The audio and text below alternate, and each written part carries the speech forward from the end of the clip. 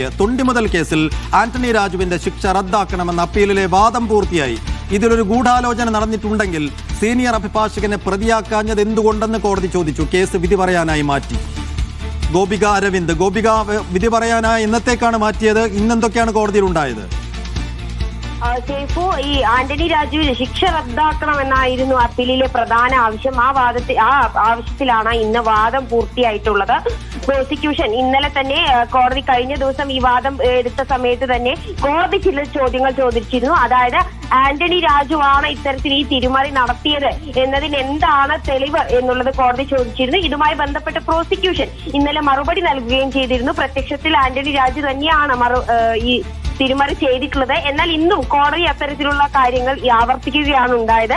അതായത് ഈ തൊണ്ടി മുതൽ തിരിമറി നടത്തിയത് ആന്റണി രാജു തന്നെയാണ് എന്നതിൽ എന്താണ് ഉറപ്പുള്ളത് എന്നാണ് ചോദിച്ചത്. കാരണം ഈ തൊണ്ടി മുതൽ ജയിലിൽ നിന്നും വാങ്ങിച്ചിട്ടുള്ളതും അത് എവിടെ വെച്ച് എങ്ങനെ ചെയ്തു എന്നതിലൊന്നും ഒരു തെളിവ് അന്വേഷണ ഉദ്യോഗസ്ഥൻ പോലും റിപ്പോർട്ടിൽ പരാമർശിച്ചിട്ടില്ല.